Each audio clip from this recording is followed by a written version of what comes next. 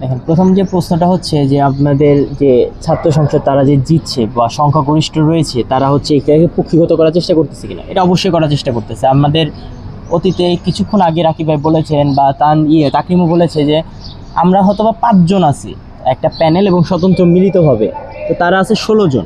তো তারা আসলে কি করে, সেটা হচ্ছে অন্য গ্রুপ হতে পারে বা তাদের যে দলীয় গ্রুপ আছে সেখানে ডিসিশন মেকিং করে এসে আমাদের যে যোগসুখ গ্রুপ আছে সেখানে জানায় কি যে আমরা এই কাজটা করতে যাচ্ছি, 12টা বাজে 12টা 45 আমরা মিছিল করব বা এই সমাবেশ করব বা অমুক কর্মসূচি করব।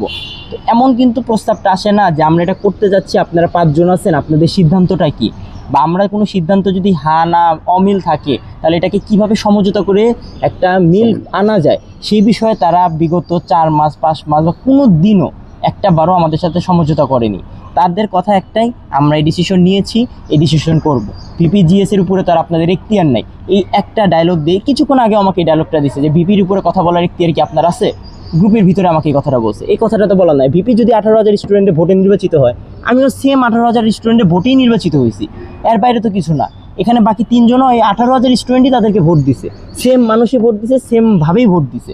তো তারা হচ্ছে ক্যাম্পাসের বাইরে গেলে হচ্ছে এক আক্রমণাত্মক গুপ্তভাবে একটা কথা বলবে, আর ক্যাম্পাসে আসলে ভাই আসসালামু আলাইকুম কেমন আছেন গলায় মিলিয়ে নিবে।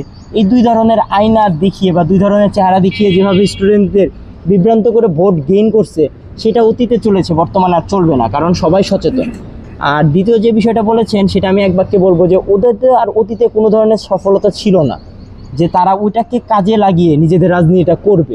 ওদের সফলতা একটাই, যে অনেক বড় বড় দলের সমর্থনে বা সহযোগিতা পেয়ে একটা স্বৈরাচার বিরোধী আন্দোলনে অংশগ্রহণ করতে পেরে একটা সফলতা অর্জন করেছে, যার কারণে তারা হচ্ছে ওইটাকে ইউটিলাইজ করে। ধন্যবাদ।